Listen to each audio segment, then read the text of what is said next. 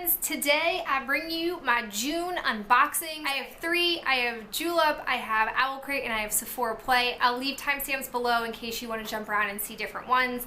I thought we'd go ahead and start with my Sephora Play first. So the theme this month, it says these are the June Your Summer Starters, and they have these really cute girls sitting out here on the beach. I would like to be one of them soon.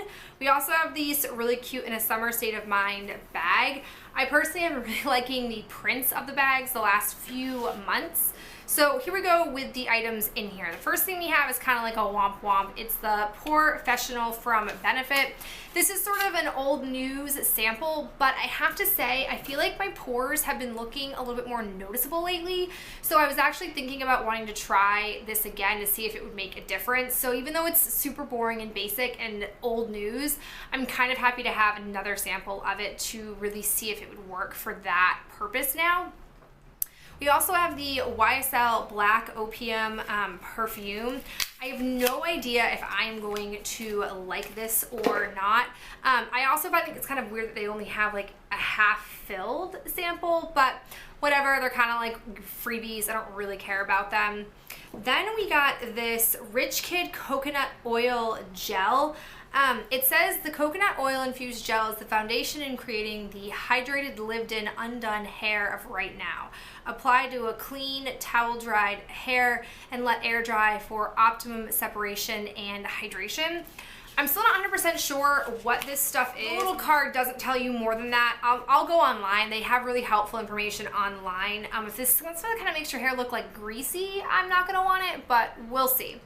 We also got the Ouai Rose Hair and Body Oil. I like this brand. I don't know if this is a necessary item. I'm not someone who typically likes to feel oily. Like the other day I got a massage and I was like dripping in oil and I hated it. I came right home and I showered because I couldn't stand the feeling of it. I couldn't stand like crossing my legs and my legs feeling like slippery, oily. Ugh, I just don't like that feeling. So I don't know, we'll find out more about this and see if it's worthwhile. Then we got the Kat Von D Everlasting Liquid Lipstick in K Dub.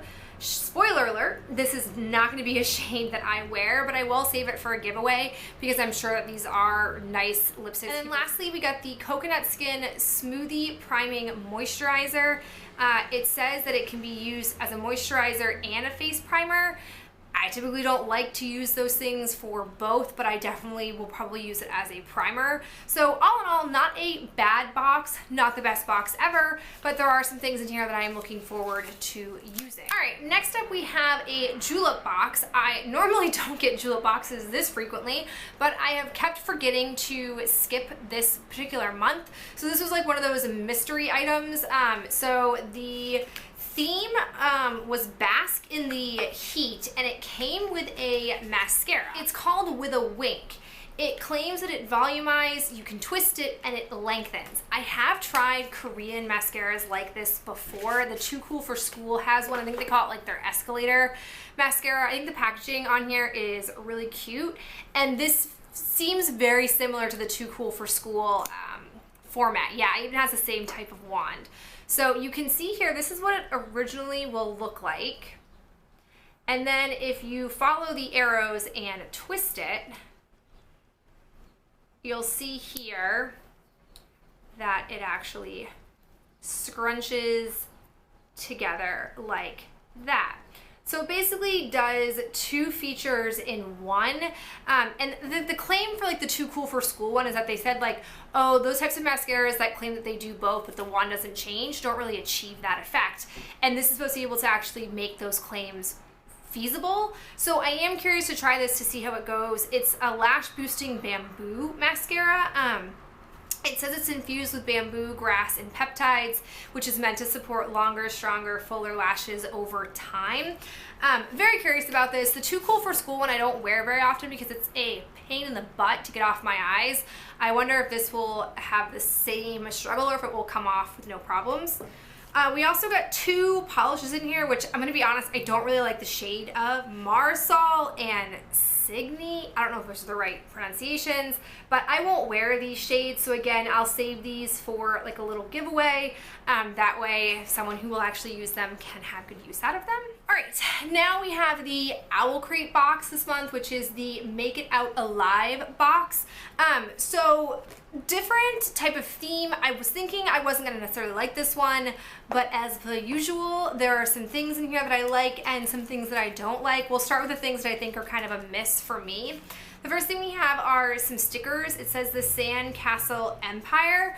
Not real keen on stickers, don't really have much of a use for stickers, but it's here. And then we also got this zombie sleep mask. This looks really chintzy, and we'll open it up to see if, yeah, it feels really chintzy, so I'm probably just gonna go ahead and throw this away. This to me, I don't think is a good use of the theme, but there is like a nice catch-all to this box, and that fact that it came with 2 different books. I've never seen 2 full-size books come in an OwlCrate box before. The first one we have is New World Rising. It has a really interesting cover by Jennifer Wilson. It says, since witnessing her parents' murders at the age of 11, Phoenix's only purpose in life has been to uphold her mother's dying words, to be strong and survive. But surviving outside of the walls, outside of the sanctuary, is more like a drawn-out death sentence. A cruel and ruthless city, Tartarus is run by the tribes whose motto is simple, join or die. Refusing to join and determined to live, Phoenix fights to survive in this savage world. But who can she trust when no one can be trusted, not even herself?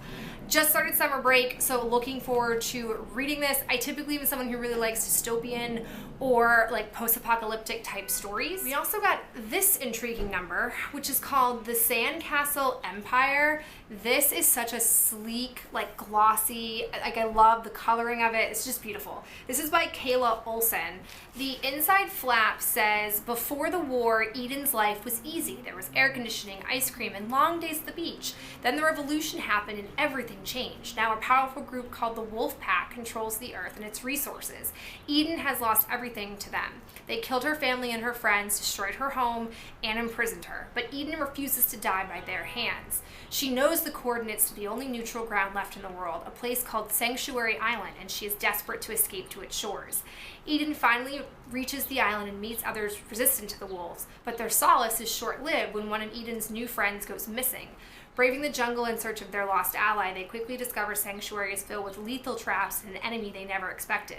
This island might be deadlier than the world Eden left behind, but surviving it is the only thing that stands between her and freedom. This was accompanied by an autograph, which I stuck in here, and a letter from the author about the book.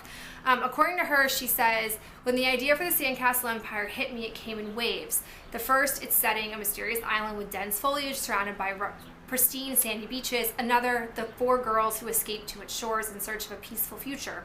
I was intrigued by the girl dynamics. What would it be like to shove 4 near strangers on a boat, watch them try to survive despite their differences, about the best way to approach said survival, and then watch them learn to depend on each other, flaws and all, when they're all each other has left in the world. Each has lost everything, family, friends, home, hope. Almost. I wanted to work out on the page what it would be like for people grieving these things to try to reclaim them together, especially as they're pushed to their physical and emotional limits in a high-stakes environment.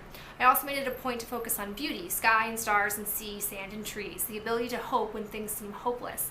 Everything worth saving, in other words. Whatever happens in our own futures, my hope is that we'll never lose the ability to see the beauty that surrounds us or our capacity for hope itself. So this really got me intrigued, in addition to like the really eerie kind of cover. So I'm definitely looking forward to reading both of those. And then some of the other things that were included in here. And we have a bookmark. It says, you do not fear, you do not falter, you do not yield. Remember that you are a wolf and you cannot be caged. I think this is a really interesting, like pretty bookmark that I'll use in those books. We also got a patch that we can include from Laser Brain Patch Company. This is an exclusive to the box. I've never really put a patch on anything before, so I'm curious if there's anything I have like clothing wise that I could put this on, or like a bag maybe. So I'll definitely keep this around to see if I can use it. We also got this magnet. It says, fear is only your enemy if you allow it to be, which is from an Amber in the Ashes, which I'm gonna go ahead and put on our fridge. We also got the OwlCrate themed pin. I'm not really into this one. I don't think it's like super interesting or just fun to look at. And then lastly, we got a bath bomb. This is from Faction Bath Bombs. The way this works is, this is basically like you put this inside your fizzy. It's similar to like the Harry Potter ones, which tell you what house you'd be in for Harry Potter. This tells you what faction you'd be in from Divergent, or you could end up being Divergent. I don't necessarily love getting a bath bomb in the summer months because I don't feel like I take baths as frequently, but I understand how well it fits into the theme, which is why it's in this box. So all in all, another month where I'm happy with the 2 books, in particular having 2 books in this box, especially with it being summer. Some things kind of were a real miss in this box, but all in all, I'm happy. I'd love to hear your thoughts on any of these 3 boxes that I got, and I'll talk to you in my next video real soon. Bye.